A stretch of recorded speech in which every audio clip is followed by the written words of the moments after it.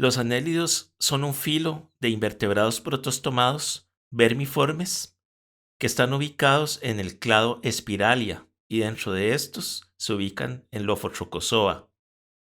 Van a estar bastante relacionados con el filo Molusca, con el filo Nemertea y también con todos los filos de los grupos de Lophophoridae, que son todos estos grupos celomados. En Lophophoridae teníamos el celoma tripartito y acá en Annelida alcanzamos un mayor grado de complejidad en esa segmentación del celoma, por lo cual va a estar el cuerpo compuesto por varios metámeros. Y por variación en esa segmentación y otras estructuras es que el filo cuenta con gran diversidad de formas, lo que ha llevado que dentro del estudio de estos animales, varios grupos que antes eran considerados filos diferentes ahora están inmersos dentro de Annelida. Dentro de los grupos tradicionalmente incluidos en el filo Annelida están los poliquetos, donde vamos a tener los que pertenecen al grupo de los errantes y los sedentarios, aparte de otras familias que se consideran más basales. El otro grupo importante que está presente es el de los clitelados con las lombrices y sanguijuelas. También van a estar los pogonóforos o vestimentíferos que son habitantes de las profundidades. Otro grupo peculiar presente aquí es el de los equiúridos o gusanos cuchara. Y por último, están siendo tomados también en cuenta para ser incluidos dentro de Annelida los gusanos sipuncúlidos o también conocidos como gusanos maní.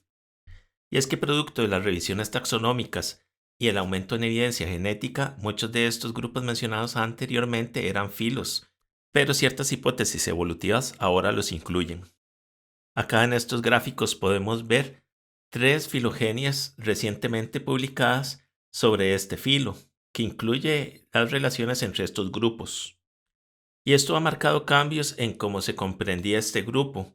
El primero de los trabajos es el de Struck en el año 2011, donde para 39 especies de anélido de las que se había hecho la extracción de ARN mensajero, se realizó un análisis de marcadores de secuencia expresada para 231 genes.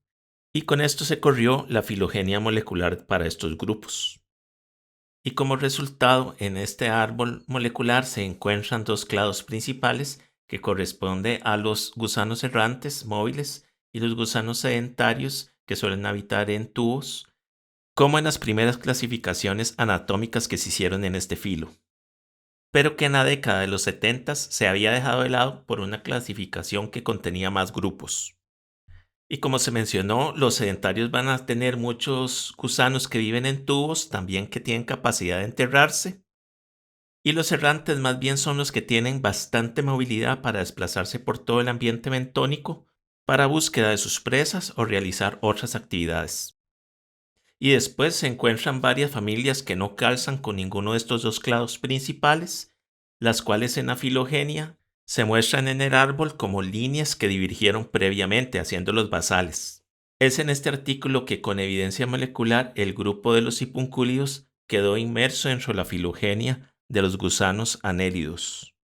Y otro resultado importante de este artículo fue que los clitelados, que incluyen lombrices y sanguijuelas, no quedaron como una clase aparte, sino inmersos dentro de la filogenia de sedentaria. También se dio apoyo a otras propuestas anteriores en que varios grupos que estaban aparte ahora se convertían en familias dentro de el filo de los anélidos. Por lo tanto, con este estudio se dio un cambio en esa forma en que se estaba haciendo la clasificación de Annelida y esta propuesta fue apoyada por ciertos grupos de investigadores, pero otra gran parte de la población científica que estudia Annelida no lo aceptó. Sin embargo, fueron surgiendo más artículos. Y para el 2016, Weiger y colaboradores hacen una síntesis de todos los trabajos filogenéticos que había hasta el momento en Annelida. Y con inclusión de más genes, siempre se llegaba a una agrupación similar a esta que se presentó en el año 2011. De esta manera, entre las familias más basales vamos a tener lo que son Ogüenidae y Magelonidae, que viven dentro de un tubo o enterrados en el sedimento respectivamente. Después estarían los ketopterios, que muestran ciertas modificaciones por regiones en su cuerpo a lo largo de los diferentes segmentos y son organismos filtradores que viven en tubos. Y después está un clado que en todos estos estudios de transcriptómica sigue saliendo, que es Amphinomida con sipúncula. Esta agrupación sigue siendo difícil de explicar por las diferencias morfológicas que hay en estos grupos, incluso a nivel del sistema nervioso, y en estudios de desarrollo embrionario también hay diferencias. Y después el resto de los poliquetos en un clado que incluye a sedentaria y a errantia. Y dentro de cada clado vamos a poder ver la filogenia que va a tener una agrupación por los órdenes. Así, básicamente, en errantia, que son estos gusanos con mayor actividad, vamos a tener una división en 3 grupos principales: los protodrílidos, los eunícidos y los filodócidos. Mientras que en los sedentarios vamos a tener más grupos. Aquí vamos a tener la familia Ciboglinidae, que son los que se conocían como pogonóforos, la familia Ecuridae, que pertenecen los gusanos cuchara, y acá presente en este grupo sedentaria, como lo mencionamos antes, estarían los clitelados, lombrices y sanguijuelas. Recientemente, con el trabajo que sacó Giribet y Edgondbe, que hacen nuevamente una síntesis con los trabajos previos, mantienen esta clasificación. Y a las familias basales de Oguenidae y Magellonidae se les conoce acá como Paleoannelida. Después estarían los Ketocterimorphia con 3 familias, y después 2 familias de Amphinomida y las familias de Sipúncula. Y cada uno de los grupos monofiléticos de gusanos errantia y gusanos sedentaria.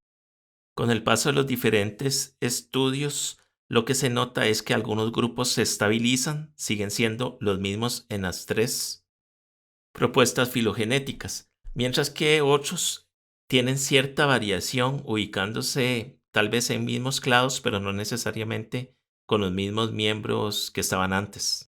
Entonces esto indica que es un campo donde queda mucha investigación futura por realizar para presentar evidencia a favor o en contra.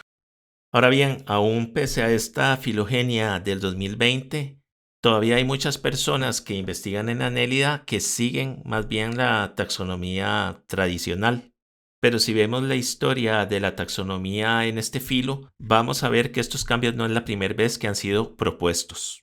El inicio de la clasificación de los gusanos fue por Linneo en 1758, donde creó el taxón que se llama Vermes, que en latín es gusano, y en este estaban incluidos casi todos los invertebrados, menos los insectos. Para 1802, Lamarck crea el grupo de los anélidos para estos gusanos anillados, pero no incluye a las sanguijuelas. Y simultáneamente, en este periodo de tiempo, Cuvier estuvo estudiando los anélidos de Lamarck, dividiéndolos en 3 grupos. Aquí sí se incluye a las sanguijuelas dentro de los anélidos y se crea por Cuvier el grupo de los tubículas. A los gusanos en que se les podía ver claramente las estructuras respiratorias o branquias en la parte dorsal, pues les puso dorsibranquios. Mientras a todos aquellos gusanos que, siendo móviles, no se les mostraba ningún tipo de apéndice respiratorio, les puso abranquios, y acá hay poliquetos, lombrices y las sanguijuelas. Pero el nombre poliqueto aún no había sido establecido. Linneo también para 1766 clasificó un tipo de gusano bajo el nombre de Sipúnculus. Y estos después Cuvier los consideró más similares a los equinodermos. Sin embargo, un investigador francés de Blainville llamó a estos gusanos Sipúncula. Sin embargo, los asoció más con los helmintos, que incluía los platelmintos y los asquelmintos. Posterior a la separación que había realizado Lamarck de los anélidos, 2 investigadores, Audouin y Edwards, establecen formalmente lo que sería el clado Errantia, y manteniendo las clasificaciones previas para el resto de los anélidos. Posterior a eso, siguen apareciendo trabajos taxonómicos que van modificando estas agrupaciones, y en 1850 Grube establece lo que sería el nombre de poliqueta, también el clado de oligoqueta, que incluye a las lombrices, y a las sanguijuelas les pone discofora por la ventosa caudal que poseen estos gusanos. Para ese mismo tiempo, pero en el clado de los sipuncúlidos, otro investigador, Quatrefalle, establece el clado Gephirea. Pero acá también incluyó a los gusanos cuchara o Ecurida. Y este clado estuvo moviéndose por diferentes filos conforme se hacían los diferentes estudios taxonómicos debido a la dificultad de ubicarlos en parentesco por su morfología diferente. Siguiendo la clasificación de Grube de 1850, Gervais y Van Beneden en 1859 siguen con el estudio de los anélidos. Y lo que hacen es incluir a los sipuncúlidos y a los equiúridos dentro de Annelida. Sin embargo, hacen de nuevo la exclusión de las sanguijuelas de este grupo taxonómico. Y los estudios taxonómicos prosiguieron durante ese periodo, donde en 1865 Quatrefages trabaja solamente con la clase Poliqueta. De nuevo se excluye a los sipuncúlidos y a los equiúridos del grupo de los poliquetos, y en esta clasificación se establece formalmente ya lo que sería el grupo de los sedentarios, sumado a los que ya estaban previamente aceptados de Errantia. Aquí tampoco estarían los lombrices y sanguijuelas y sería la clasificación de poliqueta que se usó mucho tiempo. Ya en lo que sería 1919, por Michelsen es que se establece el clado Clitelata, que albergaría a las lombrices y a las sanguijuelas. Sin embargo, esta propuesta no alcanzó mucho apoyo dentro de la comunidad científica en ese momento. Y en el año 1900 aparecen unos gusanos extraños en la profundidad del mar que tras el estudio taxonómico se les confirió el nombre de pogonóforos, que fueron formalmente descritos en 1914 y 1937 y se les brinda la categoría de filo. Y por otro lado, ya los sipuncúlidos como filo formal, al que se le llamaría sipúncula, fue establecido por Hyman en 1959. Y esto evidencia todos esos cambios taxonómicos que ha sufrido el filo de los anélidos. Entonces, si uno agarrara un libro del año, por ejemplo, 1995, encontraría que la taxonomía del filo anélida estaba compuesta por tres clases: la clase Poliqueta, la clase Hirudinea, que contenía a las sanguijuelas, la clase Oligoqueta, que contenía a las lombrices, y aparte de esto habían tres filos separados como Pogonófora, el filo Equiúrida y el filo de los gusanos maní, Sipúncula. Y el uso de herramientas moleculares en estos grupos inicia en 1997 con Mahuk, que brinda evidencia de que los equiúridos y los pogonóforos deberían ser considerados como anélidos muy derivados, y de ahí su peculiar anatomía. Sin embargo, aún en el año 2002 seguía apareciendo equiúrida como un filo aparte. La propuesta de pogonófora dentro de Poliqueta sí fue aceptada y Sipúncula permanecía todavía como un filo aparte también. Y aquí es cuando la comunidad científica acepta el nombre de Clitelata para denominar a un grupo monofilético que va a estar conformado por las lombrices y las sanguijuelas, muchos años después de que esa hipótesis de agrupamiento había sido generada por su autor. Y después surgen todos esos trabajos con genética molecular de los cuales mencioné previamente, y actualmente para el año 2020 se establecieron dos diferentes taxonomías. Hay una taxonomía tradicional que se mantiene, y en esta estaría el filo anélido compuesto por la clase Poliqueta, que se divide en la subclase Equiúrida, que acá ya está incluido dentro de este filo, la subclase Errantia y la subclase Sedentaria, además de la clase Clitelata con la subclase Hirudinea y la subclase Oligoqueta. Y el filo Sipúncula todavía no es aceptado dentro del filo anélida por los taxónomos tradicionales. Y la otra sería la que se va proponiendo con unos artículos científicos basados en análisis genético y morfológico, también análisis embrionarios, donde se plantea el filo anélida está compuesto por Paleoannelida, Ketopterimorphia, Amphinómida, Sipúncula, Plestionélida, donde incluye también a Errantia y a Sedentaria. Ya con este panorama claro de la taxonomía en Annelida y de toda esa variación morfológica que se puede apreciar en esta imagen, es que vamos a seguir hablando de las características de este grupo. Vamos a tener que la mayoría son gusanos celomados, aunque existen formas muy pequeñas que han adquirido la condición de ser acelomados. También vamos a tener que la mayoría de todos estos gusanos van a tener segmentación tanto externa como interna. Y para dividir un segmento del siguiente se encuentra con una estructura tipo tabique que se llama septo, que hace una compartimentación del celoma. Se van a repetir diferentes estructuras como lo son los ganglios y los metanefridios. Con los estudios moleculares mencionados previamente, sabemos que también ahora este filo incluye gusanos que no son segmentados, como sería el caso de Sipúncula y de los sicúridos. Pero de este último grupo recientemente han salido estudios que indican evidencia de segmentación. Para las especies de poliquetos, incluidos los clitelata, vamos a tener que la cabeza se llama el prostomio y a este le sigue un segmento que se le llama el peristomio. Y después sigue un tronco con diferentes segmentos que se puede extender hasta una región final que se llama el pigidio, que es el equivalente a la cola. La cabeza en estos organismos no está segmentada, es una sola pieza que cuenta con las diferentes estructuras sensoriales. Y aquí es donde se va a encontrar la boca. Y después, conforme van creciendo, van agregando segmentos nuevos adelante del pigidio, o sea, adelante de la cola. Aquí podemos ver en este esquema de esta lombriz cómo va siendo divididos los diferentes segmentos del cuerpo por estos septos y se ve que el aparato digestivo sí continúa, es un continuo atravesando cada uno de esos tabiques y lo mismo pasa con el sistema circulatorio que continúa a lo largo del gusano. Y abajo en el esquema tenemos un representante de lo que serían los poliquetos verdaderos, en el cual la cabeza tiene una serie de estructuras sensoriales y los metámeros tienen unas prolongaciones llamadas parapodios o también parápodos. A los segmentos se les llama también somitos y a la segmentación se le llama metamerismo. Ante esta gran variación morfológica que hay en este grupo, vamos a tener diferentes formas en que se puede dar la cabeza. Y por ejemplo está el grupo de los poliquetos.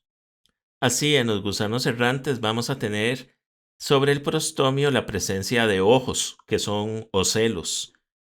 También vamos a tener dos antenas frontales o más. Y a los lados de la cabeza vamos a tener la presencia de tentáculos que también son sensoriales, que por lo general van a estar encima del peristomio. En el grupo de los errantes también vamos a tener la presencia por lo general de dos palpos, que son estructuras cónicas o lobuladas con las cuales los poliquetos pueden sentir sus presas y también manipular ese alimento a la hora de llevárselo a la boca. Aquí también vamos a contar con lo que sería una faringe, que esa puede ser o no eversible y está equipada con estructuras duras como mandíbulas para poder atrapar y destrozar sus presas. En el caso de las sanguijuelas, las cabezas son más sencillas, sin tantas estructuras complejas sensoriales, salvo por la presencia de ocelos. Los ocelos van a ser bastante importantes en las especies que viven en ríos, porque de esta manera las sanguijuelas pueden ubicar dónde se encuentra el fondo. En el caso de las lombrices, la cabeza todavía está aún más reducida y la utilizan como una estructura para poder excavar mientras van consumiendo la tierra y la materia orgánica en esta con su boca. No cuentan con ocelos, pero sí tienen estructuras fotosensibles que les pueden servir de guía para encontrar el camino para enterrarse. Esta ausencia de ojos se debe a lo mismo, porque tienen hábitos de estar enterradas. Por otro lado, en las cabezas de los poliquetos sedentarios, lo común es que vamos a tener la presencia de palpos. Estos pueden ser uno o dos palpos y en algunas familias muchos palpos, que incluso pueden llegar a formar coronas. Con esto logran atrapar alimento y llevárselo a la boca, por lo general particulado. También vamos a tener que en algunos hay ojos, esos ojos pueden estar pedunculados y sobresalir a esas coronas de palpos, y con estos pueden estar atentos del peligro que los rodea. En el caso de los sipuncúlidos no hay una cabeza definida, sino que lo que cuentan es con un introverso que al final tiene una corona de tentáculos, los cuales se emplean para la alimentación, capturando alimento que caen sobre estos, o material orgánico del sedimento que pueden tomar con estos tentáculos. Las estructuras para la movilización en poliquetos son los parapodios, y estos funcionan como patas que se encuentran a los lados de cada segmento. En su morfología cuentan con una parte dorsal que se llama el notopodio, y neuropodio se le llama la parte ventral debido a que el cordón nervioso en estos gusanos está en la posición ventral, a lo que hace referencia al nombre de esta estructura. En los parapodios vamos a tener la presencia de diferentes lóbulos, de los cuales van a salir unas estructuras llamadas quetas. Y estas van a estar compuestas por carbonato de calcio en algunos casos, pero mayormente por material quitinoso. Estas estructuras duras les sirven para tener agarre sobre los sustratos donde se están movilizando. Y para reforzar los parapodios y también darles más sostén, se cuenta con unas estructuras duras llamadas acículas. También son quitinosas y vamos a tener una o más para el notopodio y una o más para el neuropodio. Las quetas pueden tener diferente morfología y movilidad. Algunas de ellas son compuestas, las cuales cuentan con dos secciones. También están las que son simples y las que son aciculares. Algunas tienen forma de pelo, a las que se les llama capilares, o pueden ser también en forma de gancho. Y hay otras formas más variadas como las que se les llama aviculares, que por lo general son más frecuentes en los poliquetos del grupo de los sedentarios. Y esto se encuentra por lo general en los parapodios reducidos de estos poliquetos que viven en tubos y les sirven para movilizarse de arriba para abajo en el tubo.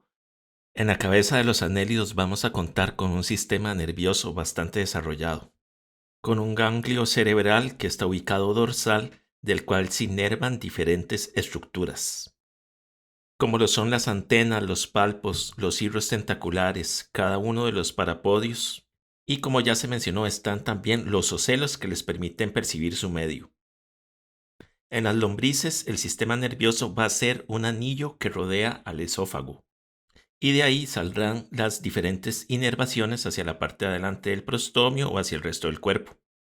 En el caso de los hipuncúlidos vamos a tener que el ganglio cerebral está ubicado sobre el esófago.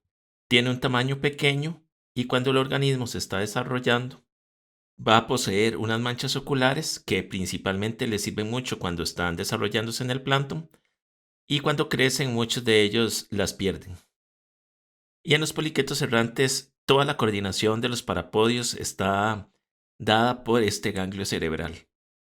Y en los anélidos vamos a tener un sistema circulatorio cerrado que cuenta con un vaso dorsal y un vaso ventral.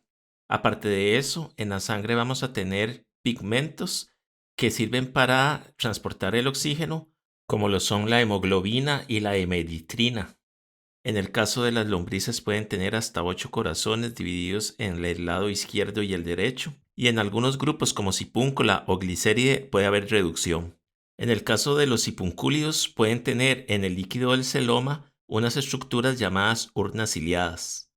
También pueden estar pegadas en el peritoneo y conforme el animal hace movimientos, se crean corrientes que usan estas estructuras para poder desechar toxinas que están ahí. En algunos miembros de las familias Gliceridae y Capitelidae que han sufrido una miniaturización, el celoma está continuo, se han perdido los septos. Entonces hay bastante variación de estos sistemas incluso dentro de las familias. Y mucho del intercambio gaseoso aparte de las branquias se puede dar por la epidermis.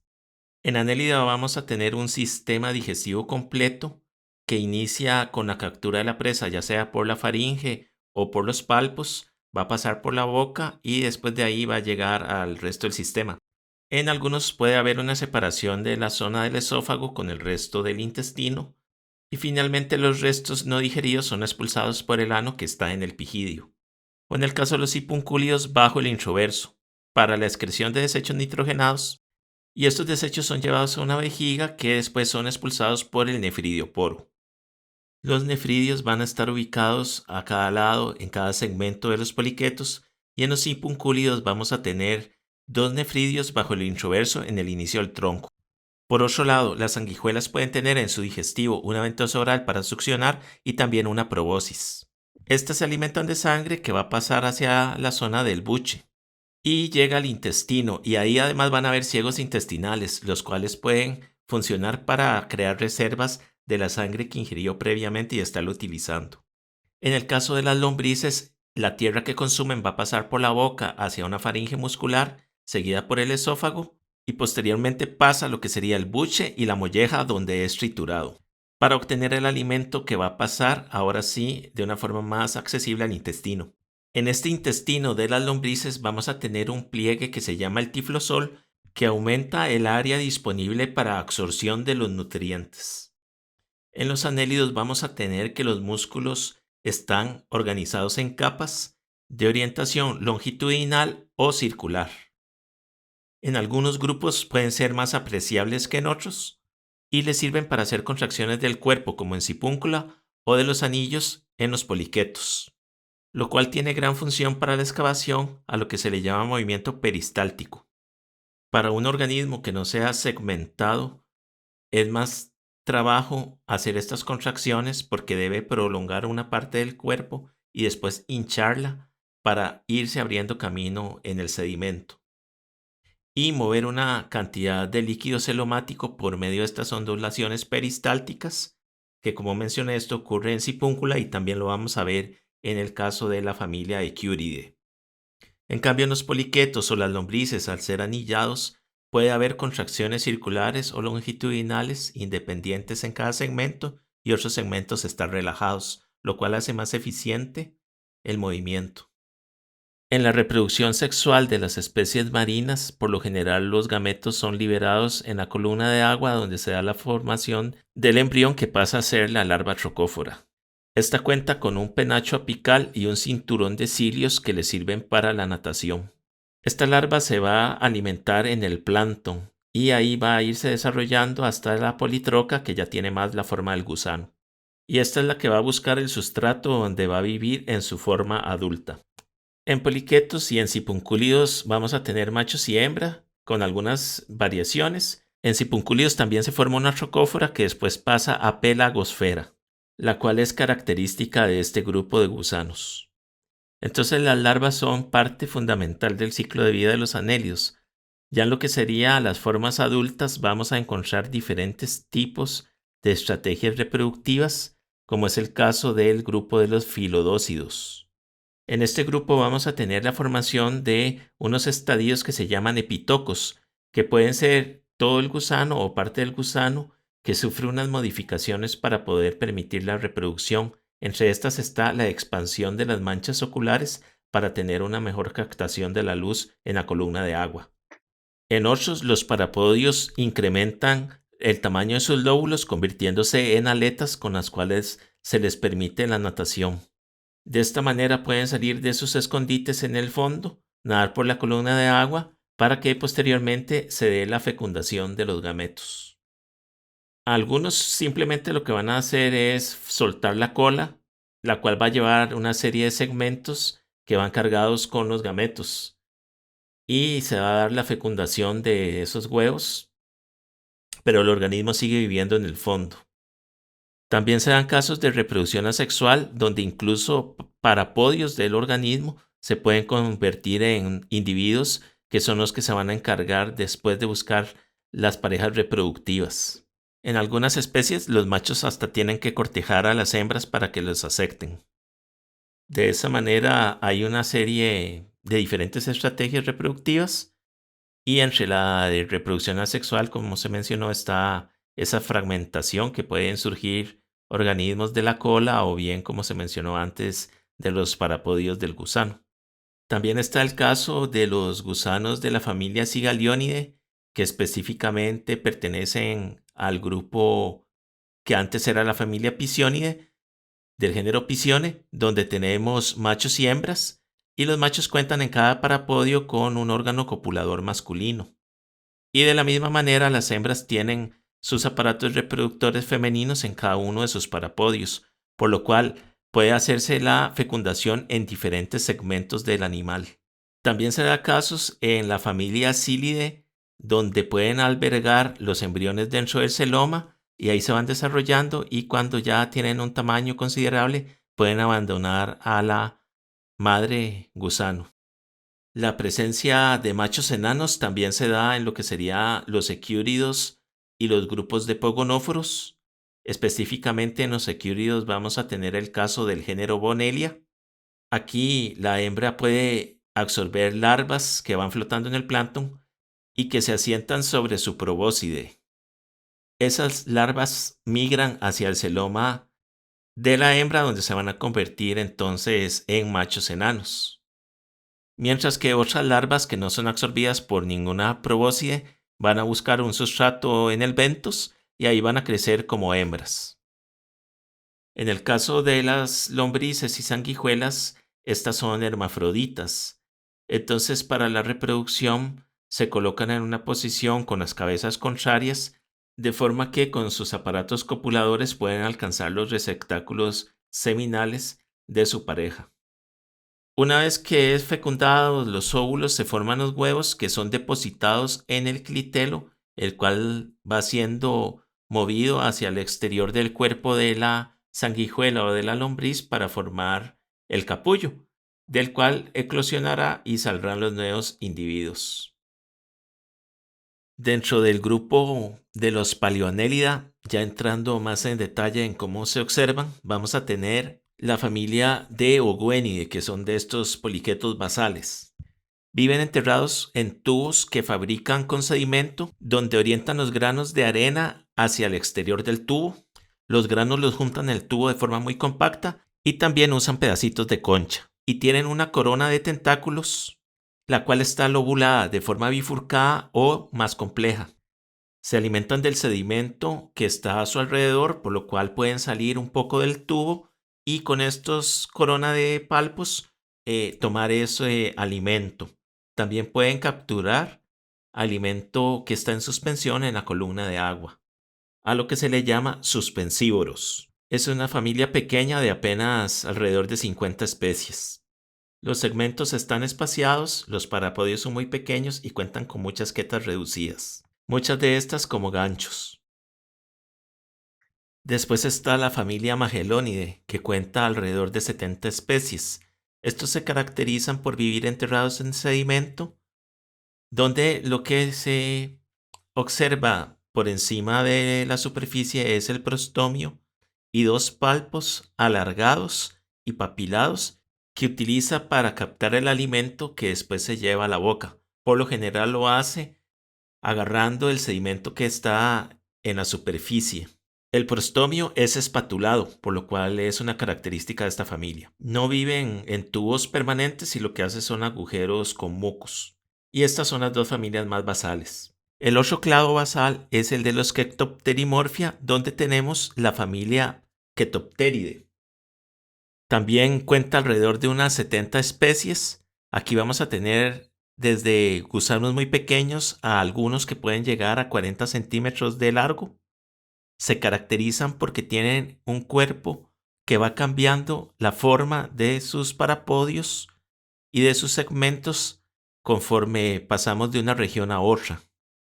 La cabeza está constituida por el prostomio y el peristomio que la protege, y en el prostomio podemos tener la presencia de ocelos y van a estar dos palpos que pueden ser de un tamaño corto en el género Chaetopterus y más largo en otros géneros de esta familia. Pero después sigue la parte del tronco donde va a tener ciertos parapodios que los utiliza para movilizarse por el tubo, algunos de ellos bastante alargados, con forma de alas. Y después sigue la parte posterior donde podemos tener una serie de parapodios modificados con abanicos que les sirven para crear corrientes de agua dentro del tubo. Estos tubos pueden ser alargados, estar ubicados debajo de las rocas, también pueden ser tubos en forma de U enterrados en el sedimento. En cualquier caso, el alimento que está en el agua es atrapado gracias a un paquete de mucus que ellos generan y que después se lo llevan a la boca. El otro clado es Amphinómida, que va a estar compuesto por dos familias, una muy pequeña en cantidad de especies y otra más conocida que es la de los gusanos de fuego o familia Amphinómide, que vamos a tener desde especies de tamaño pequeño a unas bastante conspicuas, apreciables a simple vista, que habitan en los arrecifes rocosos y arrecifes coralinos. Por lo general, las formas pequeñas son incoloras o rosáceas y las formas grandes pueden tener colores bastante llamativos. Son depredadores, tienen una faringe versible que pueden sacar en la parte anterior de la boca, con la cual pueden atrapar las presas o comer. Se pueden alimentar de pólipos y también pueden alimentarse de zoides de briozoos, así como de otros invertebrados. Esta familia se caracteriza por la presencia de una gran cantidad de quetas finas del tipo acicular que están reforzadas con carbonato de calcio. Estas son alargadas y se pueden desprender y ser clavadas en algún organismo que los está intentando depredar. Entonces las usan como defensa. Y están asociadas a unas glándulas de veneno de una toxina que se llama complanina. Además que estas quetas, cuando se clavan en la epidermis del organismo que estaba atacándolos, suelen ser bastante irritantes. De esta manera, también si una persona tocara uno de estos gusanos, puede sufrir un tipo de herida en la piel, causándole un dolor bastante grande y un enrojecimiento. Por eso es que son conocidos como gusanos de fuego, porque la herida es similar a una quemadura en la piel. Y en muchos casos esa coloración llamativa va a servir como una advertencia. Aparte de la presencia de estas toxinas, otra característica interesante de esta familia es que muestra un poder de regeneración bastante grande, donde incluso pueden perder la cabeza y volverla a formar. El cuerpo de estos organismos tiende a ser alargado o ovalado y las branquias son apreciables en la parte dorsal como racimos. En el prostomio pueden tener la presencia de ojos, antenas y también hay cerca otra estructura que se llama la carúncula, que junto a unos órganos nucales sirven para detectar sustancias químicas del medio. Después está el clado de los sipúncula o bien el filo de los sipúncula, dependiendo qué clasificación se utilice. Y es porque la única similitud que tenemos de estos organismos con el resto de los anélidos es por medio de los análisis genéticos, como mencionamos previamente.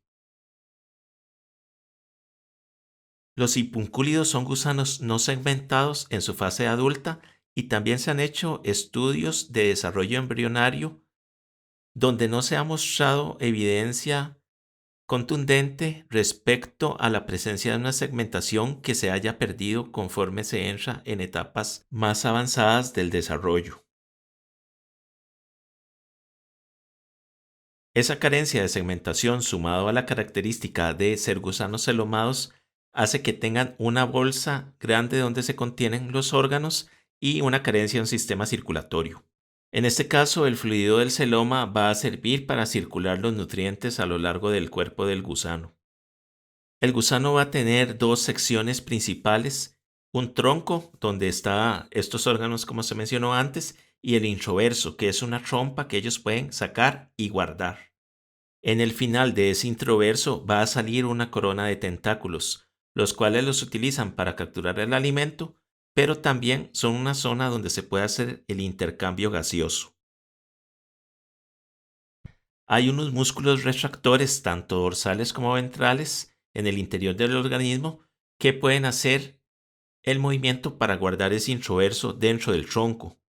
Y es ahí cuando agarran una forma más ovalada.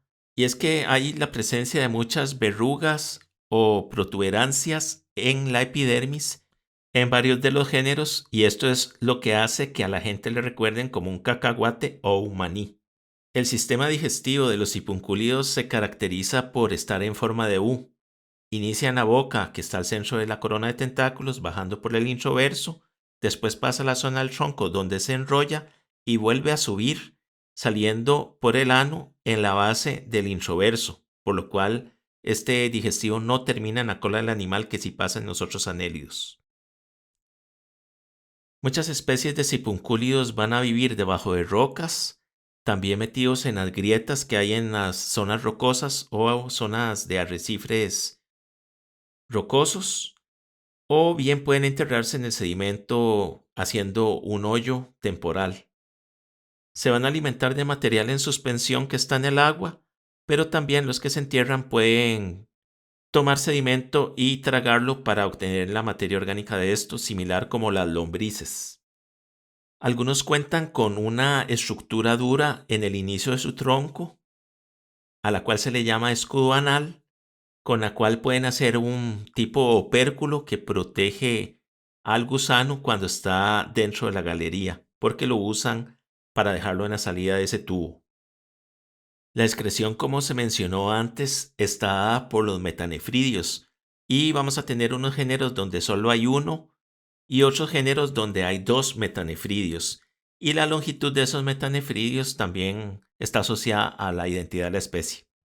En el introverso van a ver diferentes estructuras que lo componen, como lo son los músculos retractores y la presencia de esa corona de tentáculos.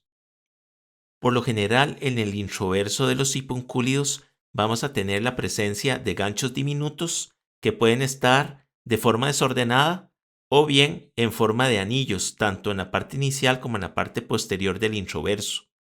Y esta forma en que están arreglados estos ganchos también va a determinar la especie que tenemos presente.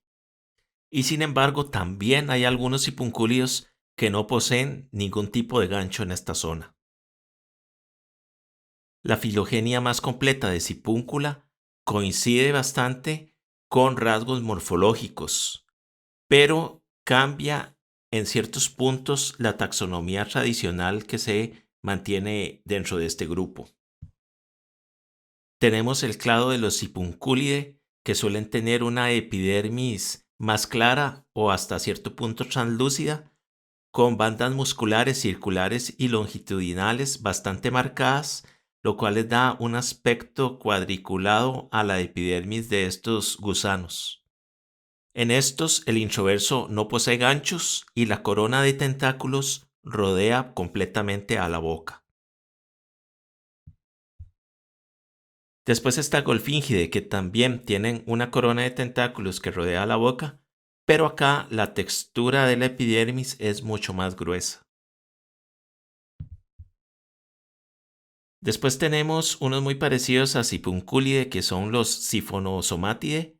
Estos también un aspecto translúcido, claro del cuerpo. De igual forma tienen los músculos bastante marcados que se ve desde el exterior. Y también se notan externamente proyecciones celomáticas en este gusano en ciertas partes del tronco. Después está Antillosomatidae, que son los más parecidos a un maní. En el introverso, en la parte distal, no hay la presencia de ganchos y por lo general tiende a ser de un color más blanquecino. Y acá la corona de tentáculos no rodea completamente a la boca. Esta condición también ocurre en el último grupo, que es Phascolosomatidae. Estos tienden a ser más alargados y delgados y les gusta vivir mucho en las grietas de las rocas. El cuerpo está cubierto de bastantes protuberancias y los ganchos del introverso están dispuestos en anillos. Y el último es los sipuncúlidos Aspidosiphonidae, que son los que cuentan con el escudo anal. El siguiente clado es el de los Errantia. Estos pertenecen a Pleistoanélida y todos cuentan con parapodios reforzados con las acículas. Tienen cirro dorsal y ventral en los parapodios y acá están asociadas las branquias en la parte dorsal. También tiene los palpos sensoriales redondeados y hay la presencia de antenas en el prostomio. Acá hay una faringe musculosa que abre por la parte ventral y es donde vamos a tener el aparato mandibular, que está formado por quitina y puede tener ganchos y dientes, con lo que puede retener las presas, sino también morderla y desmenuzarla para digerirla. También vamos a tener la presencia de ojos, que le sirve para ubicar a sus presas y conocer el ambiente en el que se están desenvolviendo. En algunos se puede ver los aparatos mandibulares de forma interna o hay algunos como Eunicide que los pueden sacar.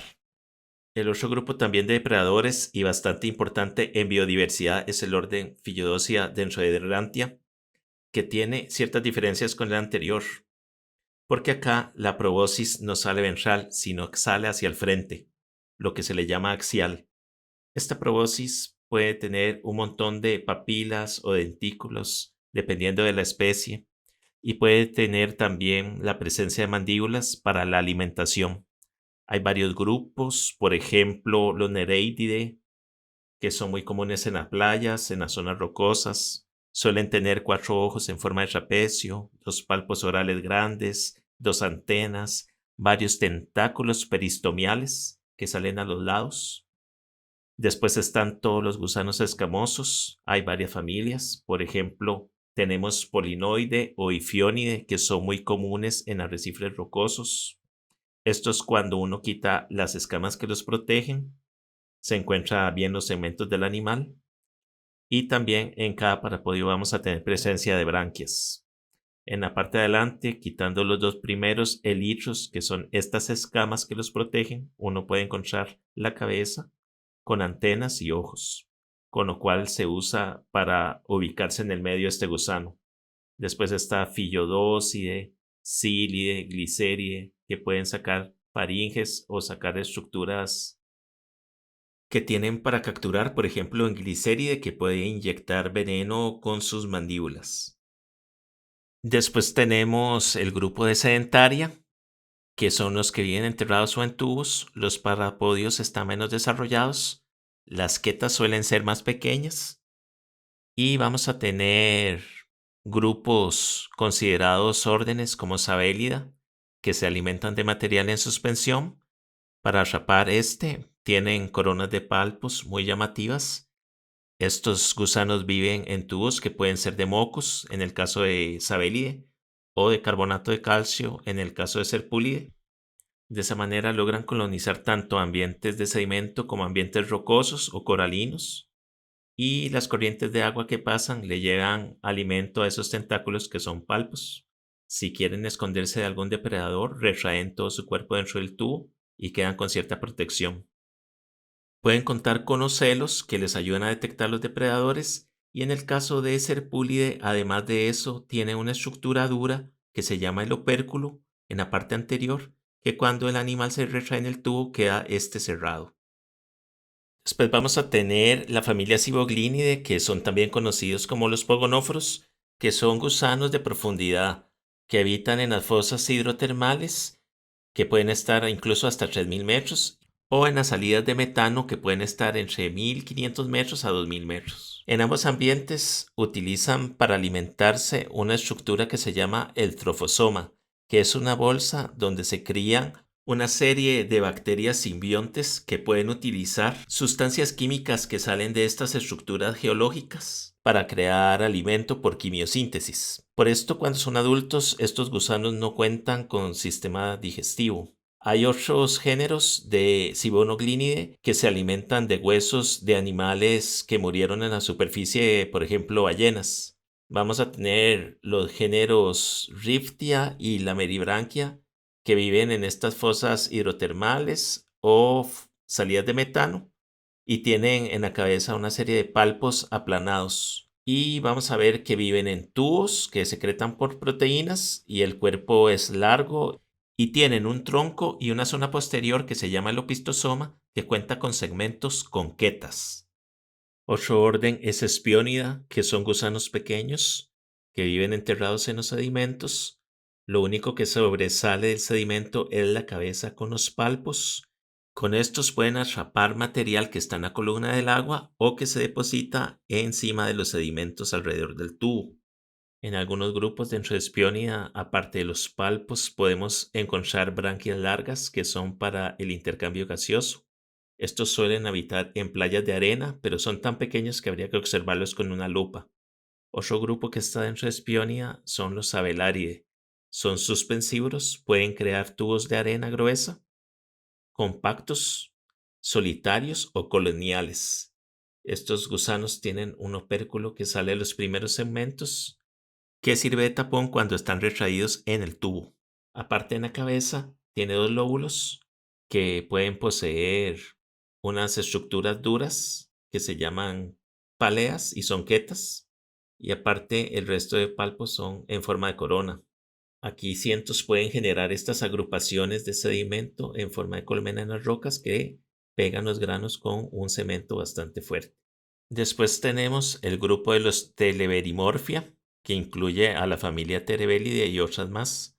Acá la cantidad de palpos es sumamente grande y estos los pueden extender a larga distancia desde el tubo para seleccionar material del cual quieren alimentarse. Los palpos son acanalados y con estos palpos pueden transportar el alimento hacia la boca. Muchos pueden vivir enterrados en los sedimentos o en las rocas y lo único que se ve desde afuera es la corona de palpos. La familia Ampharetidae puede guardar los palpos dentro de la boca, pero en las otras no es posible. Pueden tener un par hasta 4 pares de branquia. En Terebellidae hay un par de branquias que se ramifican, que están ubicadas en la parte anterior del animal. Otro grupo parecido al anterior es el Cirra tuliformia, que son gusanos donde el cuerpo tiene una gran cantidad de cirros que sirven para el intercambio gaseoso, así como palpos que utiliza para seleccionar material que quiere alimentarse y llevárselo a la boca. También dentro de Sentaria va a estar la familia Echiuridae, que es la de los gusanos cuchara. Estos gusanos no son segmentados, más hay evidencia en embriología de que el sistema nervioso podría ser segmentado al inicio y después se pierde. Estos gusanos se caracterizan por una trompa larga que no pueden guardar, donde está la boca, después sigue el digestivo directo hasta la cola del animal. Con esa trompa atrapa material del cual se alimenta. En el inicio del tronco tiene un par de quetas y además posee larva trocófora como otros anélidos para su dispersión. Después en sedentaria tenemos el grupo Capitelidae, que son los gusanos más sencillos, donde no hay tanta estructura en la cabeza, parecidos a las lombrices. Ese prostomio es puntiagudo, reducido, y además de eso pueden sacar una faringe vertible que tiene forma de saco. Esa faringe atrapa alimento, que en este caso es sedimento, que ingresa dentro del gusano y que lo van digiriendo, similar como hacían las lombrices. La otra cosa en Capitelidae es que estos gusanos pueden tener al inicio del cuerpo setas capilares que parecen pelos y posteriormente estas cambian hacia setas con forma de gancho. Y estos gusanos prefieren vivir enterrados y son mucho más comunes en lodos, por ejemplo, en esteros y manglares. Y después aquí está el clado de la Sclitelata, que son las lombrices y las sanguijuelas. Como el nombre lo indica, presentan una estructura que se llama el clitelo, que es como un anillo. Está en cierta posición anterior del animal y cuando está fecundado deposita los huevos en ese clitelo, que después se va a convertir en el capullo, el cual es dejado en tierra. No hay parapodios en clitelata, está reducido en ambos grupos, pero se puede ver cierta cantidad de quetas, más notorias en las lombrices que en las sanguijuelas, pero en algunos están totalmente ausentes. En cuanto a lombrices, hay unas 3000 especies de agua dulce o terrestres. Van a alimentarse de sedimentos o materia orgánica que está en estos, por lo cual se clasifican como detritívoras. Hay algunas bastante grandes que pueden llegar incluso hasta 4 metros enterradas en tierra. El prostomio ayuda mucho para la excavación y el proceso de deglución en lo que tiene que ver la alimentación. Algunas especies pueden ser bioluminiscentes, pero no se tiene claro por qué y para qué lo hacen. Charles Darwin estudió mucho tiempo las lombrices ya cuando estaba mayor y de esta manera entendió bastante bien todo su funcionamiento y cómo era el paso de materia orgánica que hacían, detectando que podía mover entre 10 a 12 toneladas de suelo en un año, por lo cual son muy importantes en los diferentes ciclos de nutrientes. Todas las lombrices son hermafroditas. El cuerpo es el típico de un anélido con prostomio, peristomio, tronco multisegmentado, terminando en un pigidio. En el caso de las sanguijuelas que pertenecen a Hirudinoidea, por afuera se ven segmentadas, pero internamente no lo son tanto. La segmentación en la parte interna se nota por el sistema nervioso, que tiene una serie de ganglios, y mientras por afuera cada segmento puede tener 2 o 3 o 4 pliegues de la piel. Estas pueden vivir en agua dulce, principalmente en ríos y lagos. Pueden vivir en zonas muy húmedas del bosque. Y entonces estos ambientes pueden alimentarse de insectos o de vertebrados, por lo cual se les considera como ectoparásitos. En las que atacan insectos, algunas veces se catalogan como depredadoras. Se movilizan por medio de la ventosa oral y la caudal para poder buscar alimento. En algunas especies la presencia de quetas es bastante obvia y en otras se ha perdido totalmente. La estructura básica del cuerpo es la boca, con la ventosa anterior que chupa la sangre. Hay una proboscis que pueden vertir. El estómago tiene el buche, el intestino con los ciegos intestinales que pueden llenar con sangre. También son hermafroditas Y una cosa interesante es que el cuerpo internamente es acelomado debido a que se rellenó con tejido, dejando solo unos pequeños espacios que se llaman lagunas, que funcionan como un sistema circulatorio auxiliar. La respiración la hacen a través de la piel. En la filogenia de los clitelados vamos a tener un cambio en la morfología que va desde formas que todavía asemejan bastante a poliquetos, como es el caso de la familia Tubicidae. Sin embargo, estos ya forman esta estructura para hacer los capullos.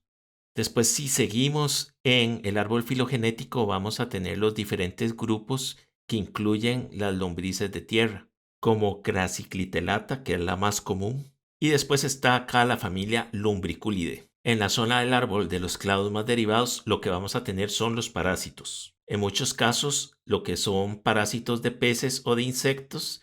Y finalmente, lo que serían las sanguijuelas, que se alimentan de sangre de vertebrados.